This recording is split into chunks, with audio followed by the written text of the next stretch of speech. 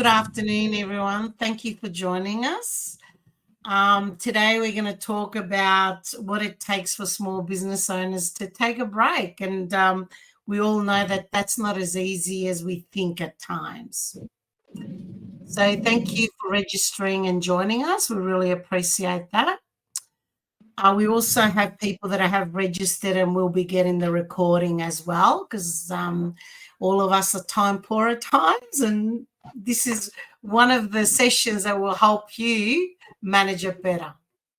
So firstly, I'd like to acknowledge the traditional owners and custodians of the land and pay my respects to elders past, present and emerging.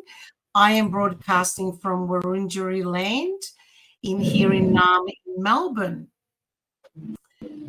So who am I? My name is Sara Pantaleo. I've got over 30 years experience in business, and what I'm doing now is I am a small business specialist who does work with family businesses and franchises, and I mentor and coach business leaders to help them grow and help them improve their business. I've got a few logos there. So I was the CEO of La Paqueta, as well as a member of the Franchise Council of Australia, and on that board for 9 years, as well as I'm also a non-executive director on board. I would like to introduce Maria Mcquillan, and she's going to talk to who she is, my co-host. Thanks, Sara. My name is Maria Mcquillan and I'm a finance broker, so I specialise in residential mortgages and business finance. I met Sara when we were both on the board of the Franchise Council of Australia. I've been heavily involved in franchising and small business for some decades, and I run my own finance broking business. Thanks, Sara. Thank you, Maria. And Maria's my co-host. When I ask you some questions, if you could please put it in the chat, she's going to concierge that. But from time to time, so Maria, you see some of her logos here. She's actually worked from some very interesting brands, and I met her many, many years ago while she was head of franchising mobile lending at ANZ. So she has loads and loads of experiences with small businesses and how they behave. So from time to time, she's going to come in on the discussion as well. So today we're just going to cover why, by the way, I've got two screens, so if I'm looking to my right, that's the reason why. And why small business owners do not take a break. The preparation that it takes so that you can, the benefits of getting it right. What I'm not going to promise you today is I'm not necessarily going to give you a silver bullet or a magic wand, because that will not do it. I'll be interested in the chat if you could just put in there why you think the small business owners do not stop and why they don't think they can take a break.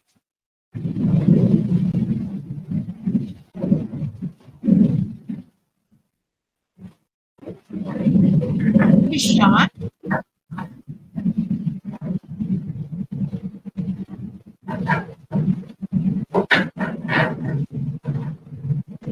Just type something in. I wonder whether they're having difficulties getting to the chat, Maria. Possibly. If you click on the chat button, so the chat button is the one that it's got like a square speech bubble at the bottom. So thanks, Maria, for that contribution. So you've got anxiety over the risk that something won't get done. That's right. You're not on your own. You are not on your own, because one of the, there's many reasons why, but one of them, as you can see, number one is fear of disruption. Small business owners think that their business will have a heavy impact if they are not there. What I call it is the small business disease, and I have this disease myself. And what it is, sometimes we think no one can do it as well as we can. And so because of that, we get this fear that the business will be disrupted. But some of the other reasons are also a sense of responsibility because we think, I need to be there. It won't run without me. And also, we do have limited resources. Small businesses, time and time again, it's been proven that small businesses actually start off, I love working with small businesses because I think small businesses are the seed to larger businesses, and it's where it all starts, right? So, but when we start off, we don't necessarily invest in the resources as quickly as we should. So absolutely, we do have limited resources. But we also sometimes, as small business owners, think that the decision-making when we're gone will not happen the same way as when we're there. So, and also, we may not trust our team. Are we getting an echo, Maria? I can't hear an echo, no. Oh, okay, I'm just hearing it in my end. That's good. So also, we've got lack of trust of the team, and that I'm going to give you some strategy around that. But also, small business owners, we're very passionate about what we do, and we don't think that anyone can have that same passion that we have. So I'll talk a little bit about that as well. But what does it take to ensure the business operations during your absence? It does not happen by accident. It absolutely does not happen by accident. So it is really a concerted effort. And some of the things that it takes, surprise, surprise, leadership. And with that leadership is the culture that you cultivate. If you cultivate a culture that the boss is always right, the boss will make all the decisions, the person in charge, yourself, the business leader, your team will wait for you. It's really important that you set that culture. We'll go into more detail on all these items. But effective delegation, not abdication. Abdication, what do I mean by that? It is effective delegation with purpose. Delegation with measurement.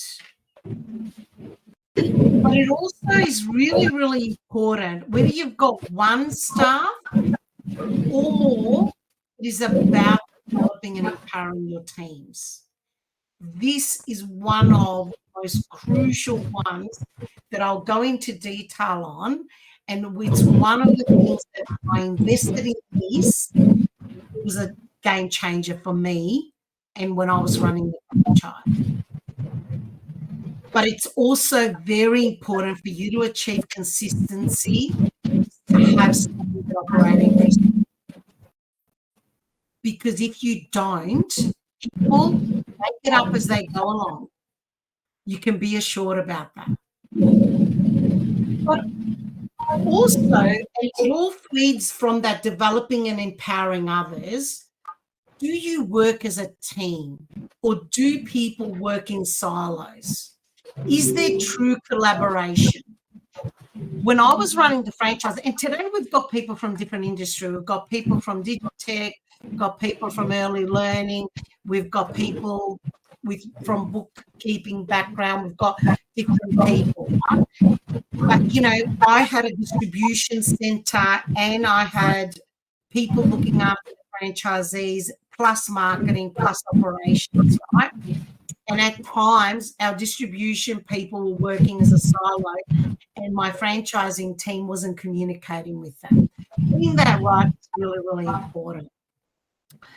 But also, are you doing it with purpose? Do you have a plan? Do you have a strategy? And with that, are you executing on strategy, or is it something that's just hidden in something you worked on a few years ago and it's just in your cupboard? So that's all really important. Now I'm going to go into a little bit more detail. Leadership. Sarah, I was just going to add, all of what you've got there also means that your being in business is sustainable and you're not going to burn out. So it means you can be in business for longer rather than hit burnout after a few short years. Absolutely one of the benefits. Absolutely, because you, as a small business leader, if you're doing everything yourself and you don't develop your people, you will definitely get burnout. Yeah. And by the way, you'll get burnout, but so will your team. The number one growth of work cover injuries is stress. It used to be physical back injuries, but as the transition of industries changing, less labor, we've put in a lot of OH&S factors in not lifting more than 20 kilos and what have you. We have forgotten about people's well-being. And if the last 3 years, that shall not be named, if the last 3 years have taught us anything, it is that our people and their well-being is absolutely and crucially important. But I just want to quickly share one thing, which is really quite funny about leadership, is that one of my franchisees at one point, I was saying to him there was a problem with his dough mixer, and I said to him, you need to get that fixed. Not only is it an obligation by law, but, you know, people are going to hurt themselves. That is something, it's non-negotiable. And what he said to me was really interesting. He said, it's me that makes it. It doesn't matter, it's me. And I said to him, so what happens if you have an injury? Small business owners think that if it's them doing it, it's okay. They don't need to take the precautions. They don't need to do anything. But you are the, you know, everybody's important, but you are the leader of the business. It is really important that you take care of self. But the leadership and cultivating culture is, you know, how you hear everything starts at the top, or everything runs from the top, whichever expression you want to use. I believe organizational culture is led, but it needs to come from bottom up. It's really important that, you know, the culture of your business is what you say it is. Because, you know, these days we've got these amazing marketing people and they help people develop their purpose and vision. And I do this with my clients as well. And we are an amazing business and we do this and we're impactful and we're about community. But what are you actually doing internally? Is what you say what you do? Is your culture as it's meant to be? Do you have an open and transparent culture? Do you have core values? And do your core values link to everything that you do and to your employee behavior? Or is it something on a wall? Is it something on a plaque? Or are we living it? And you know, it was really, really interesting. You know, I went to a networking event this week, and one of the boards that I'm on, right, similar sort of message that I received, and it's all happened in the last 2 weeks. Oh, the CEO doesn't say hello to us when he comes in. Oh my God. Oh yeah, we're great, we're inclusive, we're wonderful, but we go in and we don't say good morning. I don't know that that culture is linked and that it works. And one of the things that I did, we had all the different departments. I got there early. I probably got there 7:30 in the morning most mornings. But then I knew at 8:30 the boys in the warehouse would be in there at about 8:15.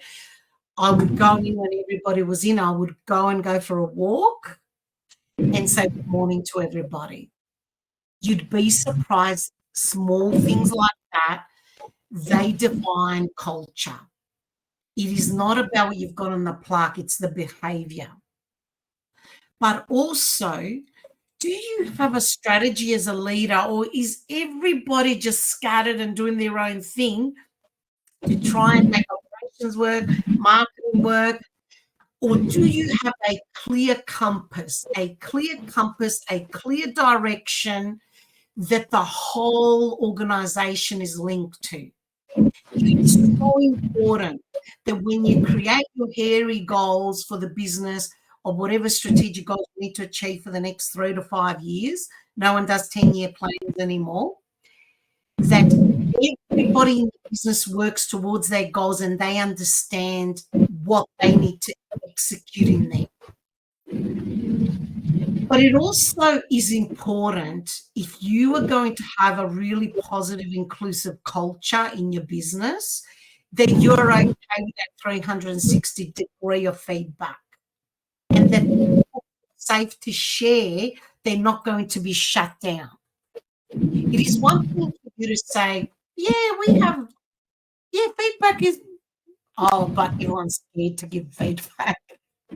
Because if everybody's afraid of getting feedback as the consequences of what might happen, or we're in a meeting in a group, right, and we say, oh, Maria, that was a terrible thing you did with that operations initiative. That didn't work. That's not going to happen. Oh, I'm going to be shamed in public. So I ensure that I did have the 360 degree of feedback, but I was very strategic on how I did it. It is really important that you follow the philosophy where you share great news and you celebrate in a team environment, but most negative things, it depends on the situation, of course, that you do a one-on-one. So what I had with my team leaders is I had meetings one-on-one every fortnight, and if there was anything that wasn't right that they needed improvement on, that got done separately. That got done on that one-on-one, and we discussed what went wrong, what could we do better, how can I support you. But then if there was something to celebrate, I celebrated at the team meeting. I used to have a monthly meeting where everybody in the business was there. That's when we celebrated when someone did something amazing. Then people feel safe. They know that if something isn't quite right, that you will discuss it with them. You will not let it go, but you will do it in a very concerted, respectful way. But you foster a sense of belonging. People talk about, one of the things that I studied in my master's was diversity and inclusion. But one of the things I didn't realize is the unintended consequences of implementing diversity and inclusion in a workplace, because I did it in my business very naively when I did. And when I did my master's, I realized that I didn't do it right at the beginning. And that was that I put all these people together, but I didn't actually put any systems in place on how they needed to communicate.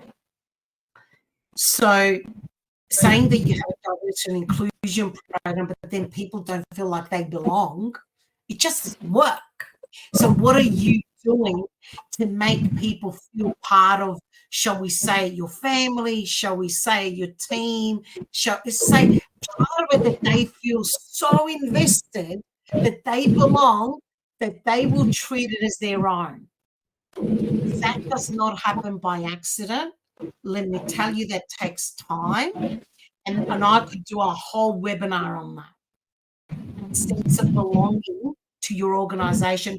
And it's all part of that culture and setting the right culture, but then all that building of trust, building the relationships over time, that you ensure that you check in and people are feeling that they belong.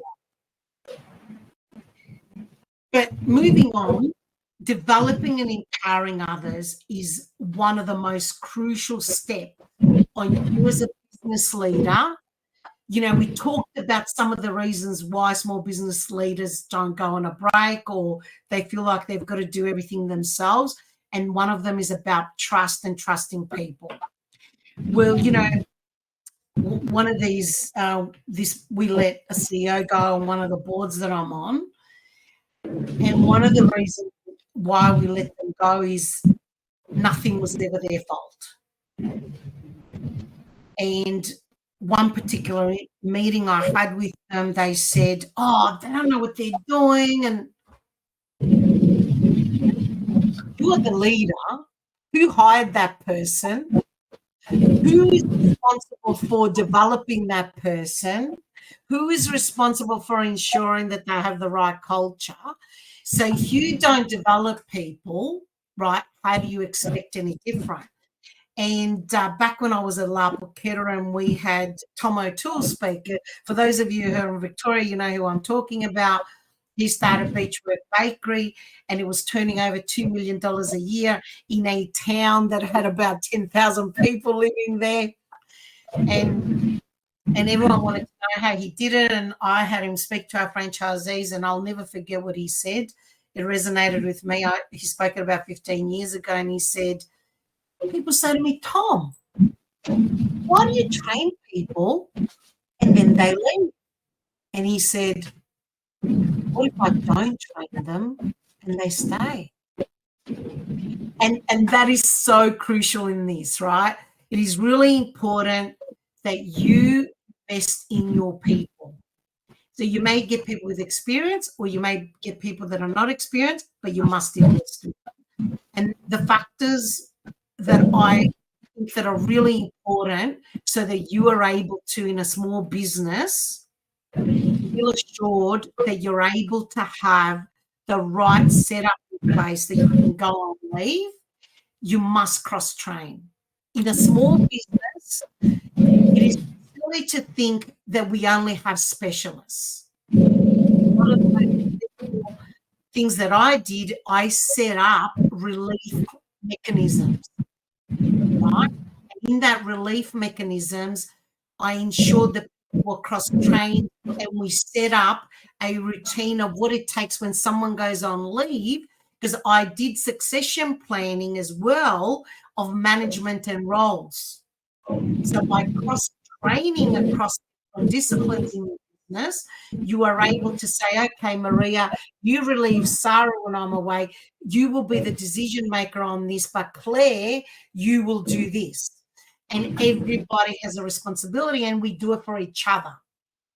I'm not saying you're going to be an expert, but just for a relief of 2 weeks, you will be able to find what are the elements that we need to cross-training. Also mentoring. You need to mentor others.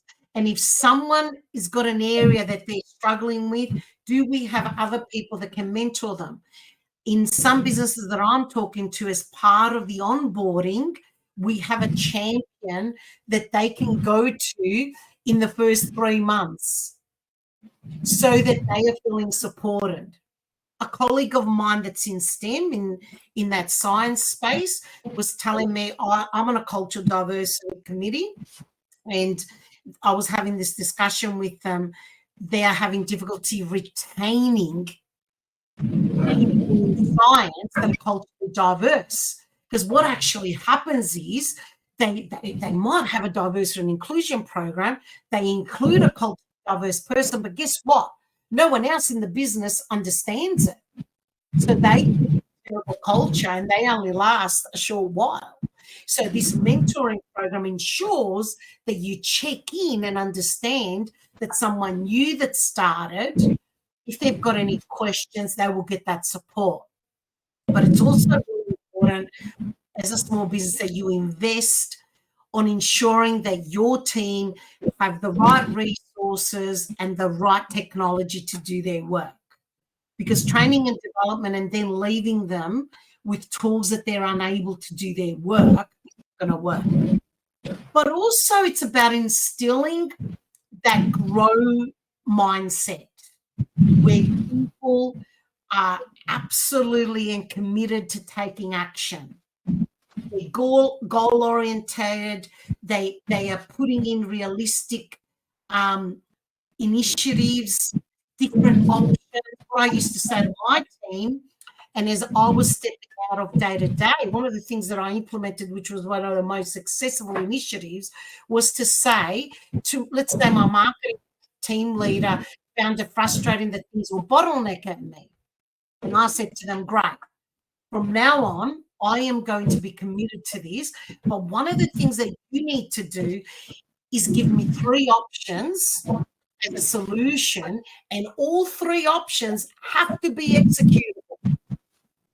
So then I will give you my commitment that if you do that and you can prove to me that they are, that I will absolutely take one of your initiatives. Guess what? I didn't need to do it. It actually unleashed innovation in my business.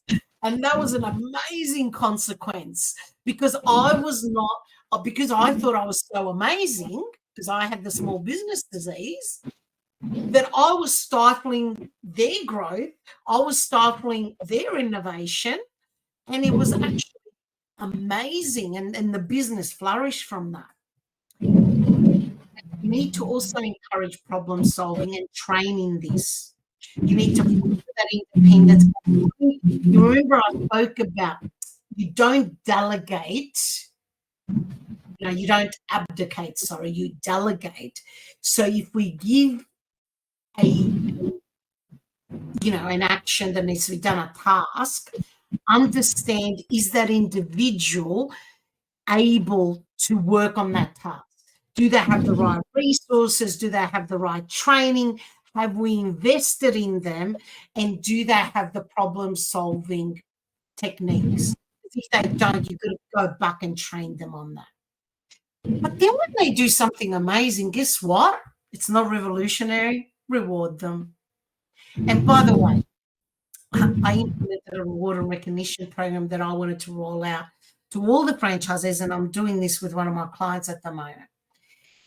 And recognition doesn't mean you've got to spend money every time, but simple things that we did, would you believe? We implemented a card. And on that card, all it was is thank you, but it was handwritten. So when you gave that card to an individual, if I did it, I wrote that card and I thanked them for a specific thing that they did. And I only did it when they did something outside of the scope, because as far as I'm concerned, your day-to-day is part of your job. So I only did it when something exceptional was done. And obviously, as well as other initiatives. But the other one that was received amazingly well was you can recommend someone for an award. Because I had team awards and individual awards that we gave, and it wasn't just at the end of the year, right?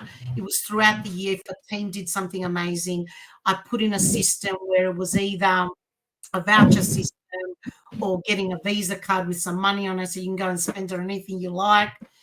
And obviously, you'll need to look at whatever fringe benefit consequences that may have. And you could actually recommend a peer. So it wasn't just the team leader giving awards. It wasn't just me giving awards. It was peer to peer. So in our place where we belong, it is not a competition. It is about elevating everybody to succeed, and we will work with you to do that, and we will encourage all of that. But it's also really important to put some good governance in it, because it's like when we talk about flexible working environment as an example, right? I don't believe about this thing, flexible working environment, yeah, great. If you've got kids, you can work these out. Well, sorry, that only services one individual that might have children. What about everybody else that doesn't have children? So it's about understanding that you need to put governance around everything. So even if I put flexibility in my business, it's got the governance around it. So good governance is also separating your duties and authority. And some of the initiatives that are really simple ones, there's many, many, many, but I'll touch upon this. Some of the initiatives is the person that entered the sales order when we had the distribution center is not the person that pays the bill.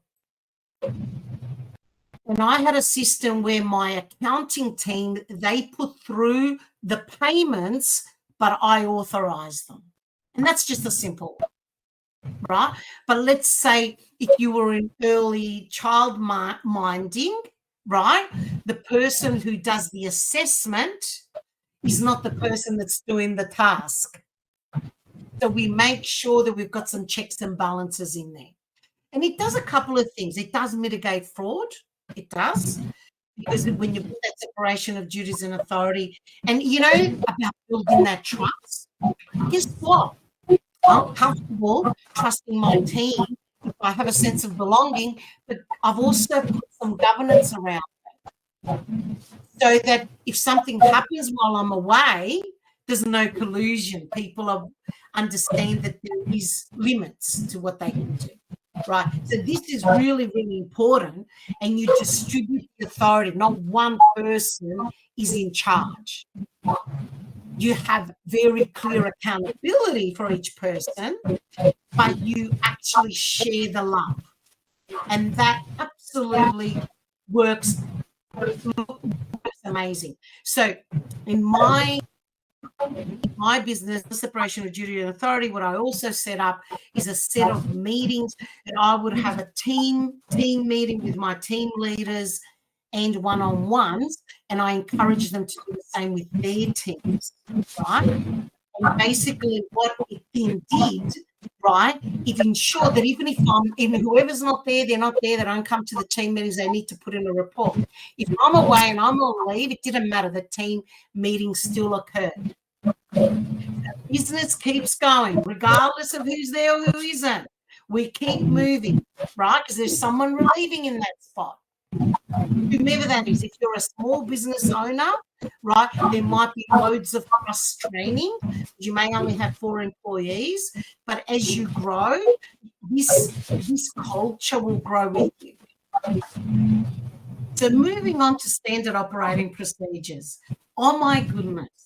If you gave me $1 every time a small business owner said, it's in my head, I would be a rich person.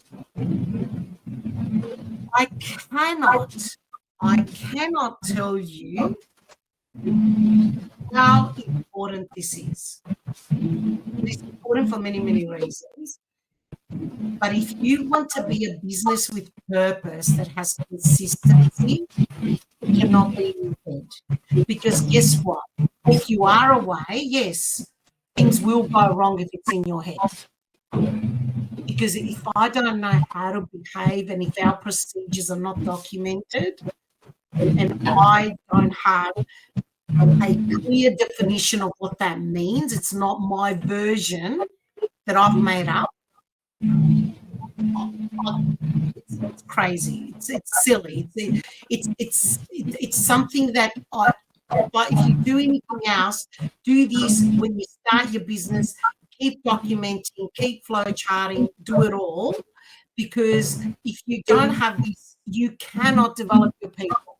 We had a problem hiring a receptionist. And my team would say, I'd go, I don't remember the receptionist's names. I'd go and say good morning. It feels like we've got a different receptionist every week. Guys, I'm pretty good, but I can't remember everyone's name. What's happening here? And as it turned out, they didn't have a manual. So I said, okay, this stops right here and now. So we put in a manual where the receptionist, right, we had a distribution that we send food to the franchisees, right? So they might do late changes in the morning.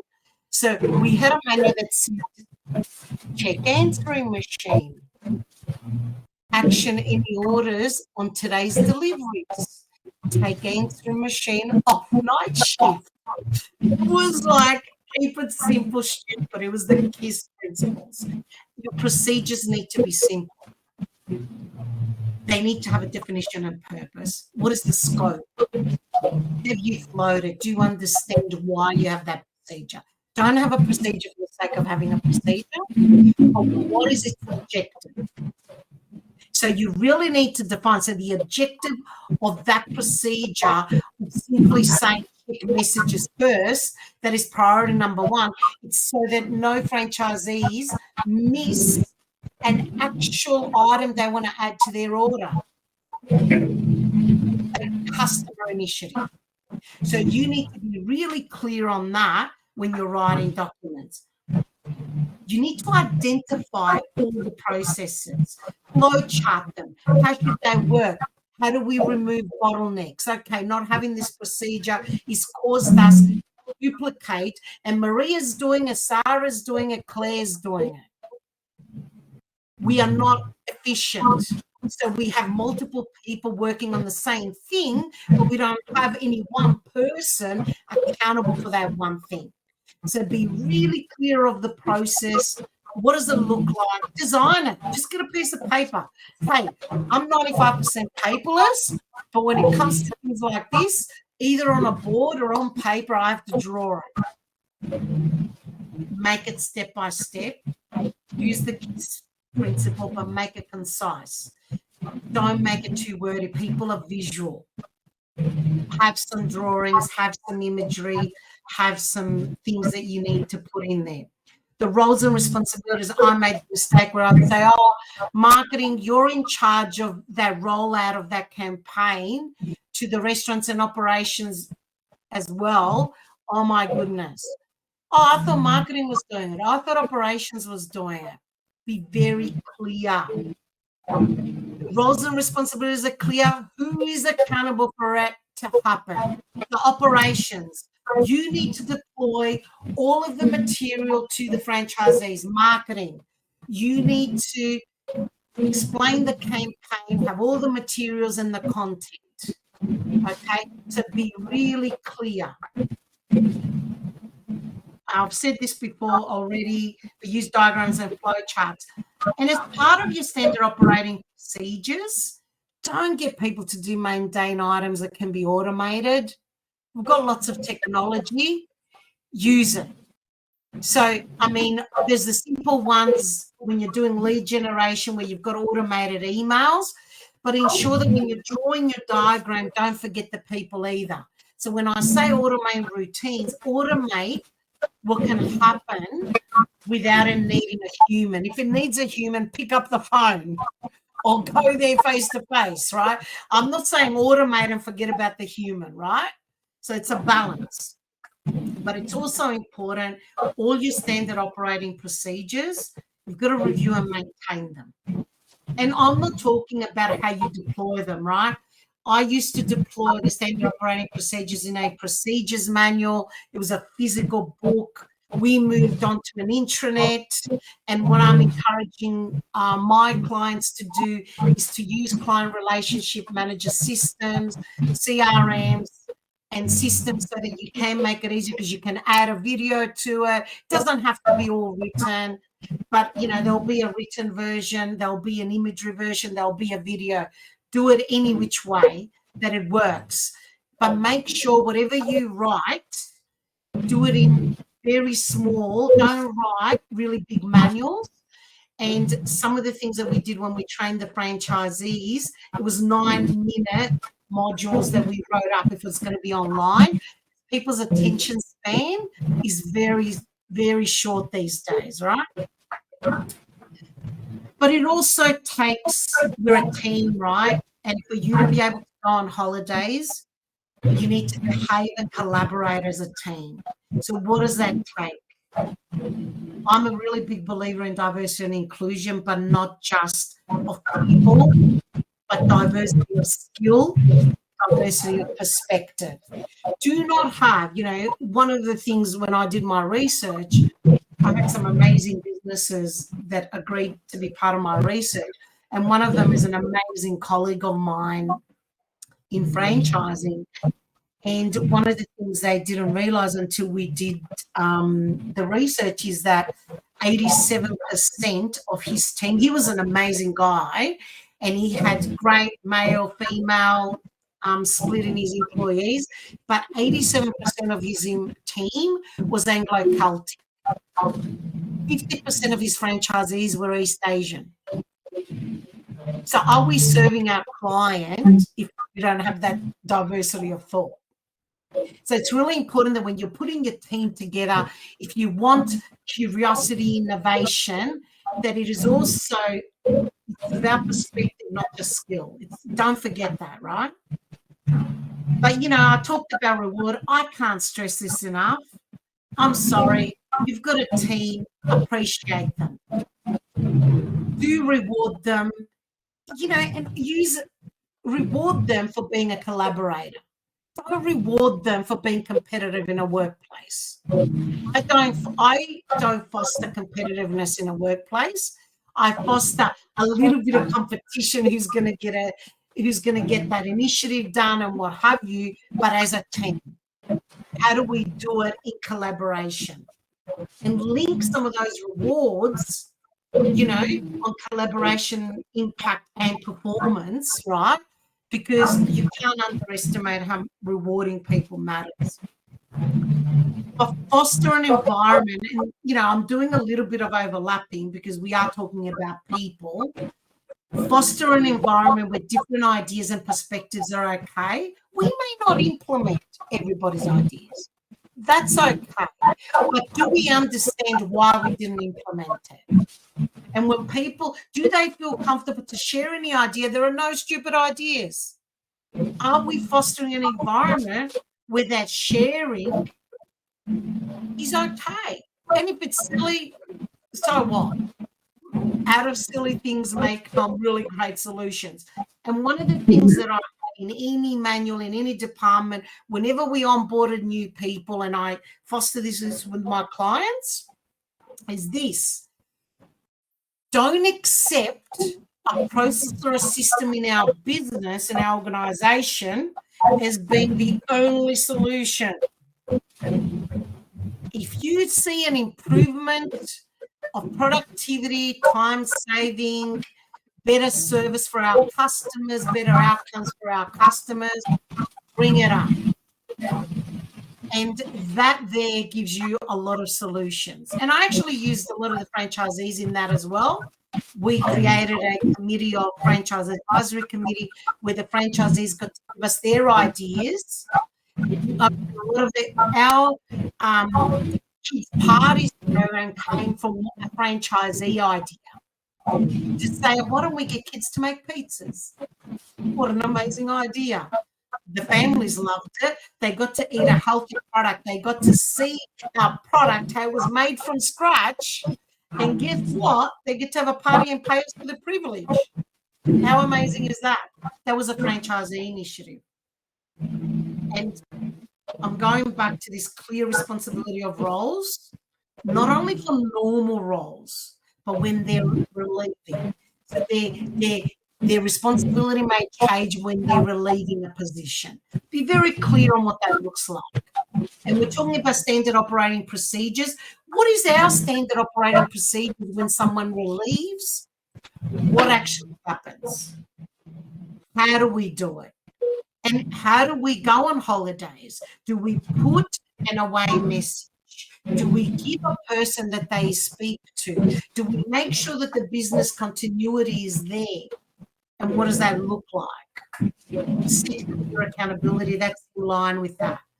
Understand who's accountable for what at all times in your business, but leverage their strengths. When we're collaborating in a team, and we talk about, there's a lot of theory around how do you do workflow positions and descriptions, right? But what I like to foster in teams is this. Your workflow and what we do may change depending on the people you have in your team. So if I've got a team member who is not in my marketing department, but they are amazing at different ideas that resonates with our clients, absolutely use them as a resource for our marketing brainstorming ideas. Leverage people's strengths. And, people's strengths are not just the learned skills. As a mother, I tell you what, I learned a lot of skills as a mother that I've used in my leadership roles, right? And so understand, that's one example, but what else is there? There might be one of your IT people are also a photographer part-time as a hobby. How can we leverage that?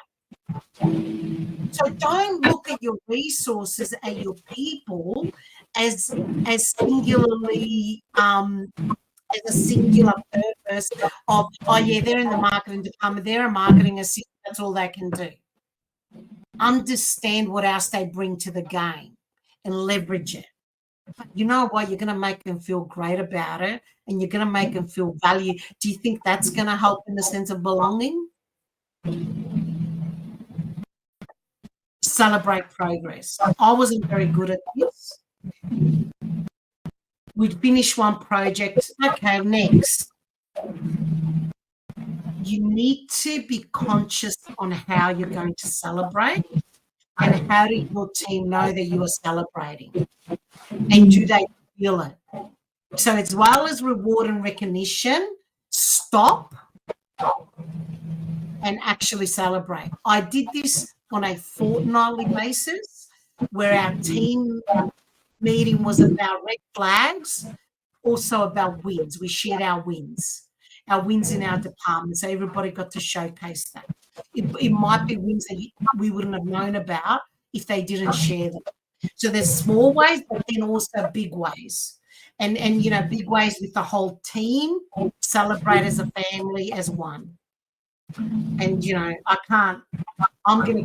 this is going to be a continuous kind of mantra for me, reward and recognition, because you need to really recognize people. I'm going to really click on this so that if we've got any questions at the end, some of these are things that you would take for granted. You need to plan. It does not happen by accident. If you want to go on leave, as you can see, right, you cannot make a decision. I'm going on leave this week. All right. I am going to, you're in charge, Maria. You're it. Here's the button. I'm sorry. It's not that simple. I didn't promise that at the beginning that it was going to be simple. I did say you're not going to get a magic wand. You need to plan for it. It does not happen by accident. I'm going to whiz through this. You've got to plan ahead. Look, I build crisis management plans, but it doesn't have to be complex. In small business, just have an emergency procedures plan, a disruption plan. Do we have backup? Do we know what happens if there's a cyber attack? Do we have procedures for that, or any risks in the business? Ensure your standard and operating procedures are up to date. It's really, really important. Then they haven't been written 20 years ago. We have maintained them, and they do get reviewed 6 monthly or yearly. Confirm the organisational culture is strong. Don't assume. Have check-in. Do you have employee engagement ways of doing that?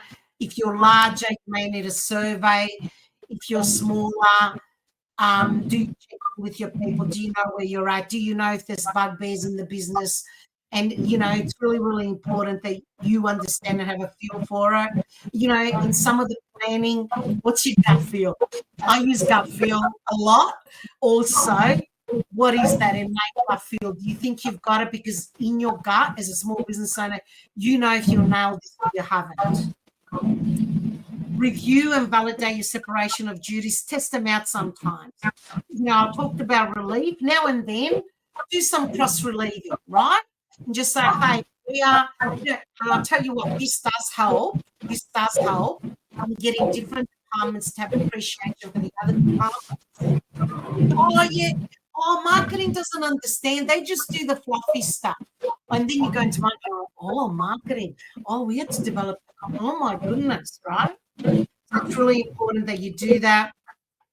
When you're away, part of the planning is have that out of office, but give people direction. Don't just have the out of office. I'm gone, so your customers don't know where you are, right? Make them an option for them if you're available. But do turn your phone off. But what you do is, if all of it isn't perfect and you still want to go away, put a time of the day that you say to your team, I'm going to check in at this time. Unless it's an emergency, please save all your questions for that time. And you check in once a day, once every 2 days. but make sure that you do it with purpose. Let people know you're away, I've already said. But the benefits of being written, we've already spoken about some of them, right? But obviously you can get increased employee confidence. What I will add is that you will also get better retention. And you will become a business that employees want to work for, because you are creating an amazing culture, right? But obviously there's reduced risk when you go away, less errors, but above and beyond that, will things go wrong? Yes, they may, but they may be smaller, and people have left it and they haven't bothered you with it. They've resolved it themselves because you've encouraged problem solving, or it was okay to leave it until you came back. It didn't need to be escalated because you put really good procedures on how people escalate and what does it take for you to be notified? What are the triggers? But I will say one of the most important ones is you've got an enhanced organisational resilience. One of the biggest problems in small business, I'm going to scare you, but it's a fact in Australia, 70% of small businesses fail within 5 years. Some of the reasons why they fail is because they don't have some of these processes in place and systems in place to help them grow. I've given you a snapshot of what it takes for you to go on holidays, and there's a lot of planning and developing people in it, but these are also a lot of the things that you need to have in your small business if you want to grow and take it to the small, take it and grow it. Small businesses for me are the seed to larger businesses, and for you to become larger, you need to have systems and processes in place. So I'll just quickly summarize to say you need to take a break. If you don't take a break, you can get burnout. And how long can you do it for, right? If you don't recharge, you are then handing over bad habits to your team, and they're going to get burnout as well. And is that the kind of business that you want to run? But I must say, effective delegation and preparation is key to a successful break.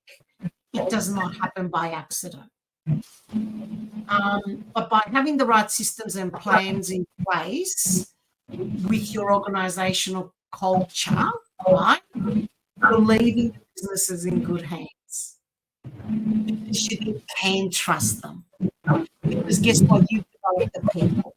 You've hired and developed the people. You've prepared them. You've had training, and you've put all the systems in place so that you have left your businesses in capable hands. Guess what? When you return, just review it.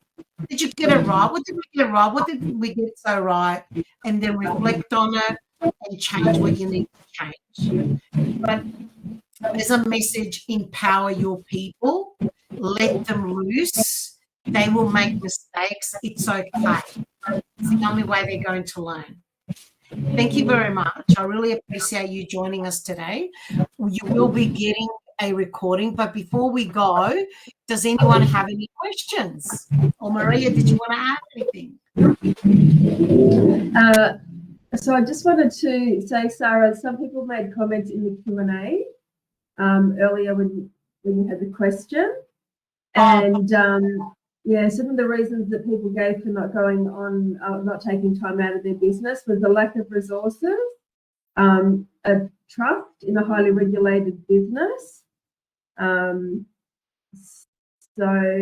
I think one of the yes, I'll add to that. So with the lack of resources, right? So the way I do it with my my clients is this: I get them to create an organizational structure. I still want to know the processes and flows of your business, right? And in that organizational structure, I put initials to it of who's responsible for what. And this also helps you with the accountability and roles and responsibility. So you set out what you need in your business. And initially, you're going to have your name against it if you're the only person in the business. Okay? And my business, and I've got a couple of clients that are solopreneurs, and some of the things that we do with them is, like myself, I've got my IT person that helps, and I'm going to transition into a virtual assistant, right? So what you do is you have that organizational chart, and your name is in there with the roles and responsibility. And then as you slot in, and then you work out at what point do you bring your next resource, then you've got it ready to go, right? So there is a transition period. So there is another thing I've gone to the Q&A. Relatively new, trust, I'm not wanting to burden my staff. Okay, so you not burdening your staff, does that serve them? Or do they stay stuck in doing mundane work? Well, I guess also if they're upskilled, are they being burdened? That's right. But if you have it as a culture, right, that you are developing them, in actual fact, some of the things that I used to do with my teams is say, do a succession plan where you are out of that job. And what do I mean by that? By them doing a succession plan, it means they can grow. And you know what? I used to have a philosophy, my team knew, that it's okay if they wanted to leave my business. And what do I mean by that? Oh, it's okay if they leave my business. Oh, because what it was is I want them, and I actually implemented a development and training program where they were in charge of it. They told me what they wanted to train on. And I transitioned a trainee assistant to become my marketing manager over 7 years. Yeah, she wanted to move on, but guess what? I kept her for 7 years, and every time she upskilled, and we paid for her to do her actual marketing diploma. What an investment I made. She gave back tenfold. She was one of the most amazing employees I ever had, right? And you'd be surprised, people will do some of that training even after work. Not that you're asking them to, but because you are working on developing their skills. And then I'll say to them, I will give you a reference. Because I can't, because there are two reasons why people leave a business. Business outgrows them, or they outgrow the business. And I think it's okay if you as a business owner cannot provide the next opportunity for them, right, to say to them, I will support you to your next role, but guess what? They're not going to leave you. They're not going to resign with a 2 weeks notice. I never had that. I had people giving me a month's notice, and they trained the person coming in. They helped me hire the person coming in. That's a good succession plan. Any other questions? Can I just make a couple of comments, Sara? I think, Go ahead. thank you. So where people don't have anyone else to do their work, there are some things you can do. So choose a quiet time. You know, a lot of our businesses experience seasonality. So pick a quiet time. You can put in your email signature, you know, in a bright color like red or something. I will be on leave on these dates. And so every single person that receives an email from you will know, you know, potentially 2 months in advance that you're going to be unavailable at that time. You know, do as much work as you can beforehand so you can have that downtime, and I'd say start with smaller chunks of time off. Don't try and take a month off and go to Europe the first time you take time out of your business, but, you know, maybe take a week and, you know, do it during a time when your industry is quiet. Don't just have an out of office email when you are away, but put a note in your email signature that you will be away so that everyone's got fair warning. And that's a great idea.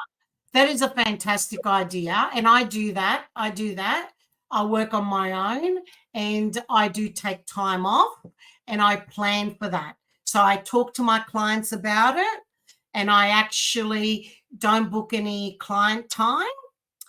And beforehand, I make sure that they've got all of their needs met. So planning and developing your people. So even if you start off on your own, you plan. So I'm privy of time. Thank you very much, everybody. I really appreciate it. You will get a recording. Have a wonderful day, and thank you for joining us. Bye. Bye.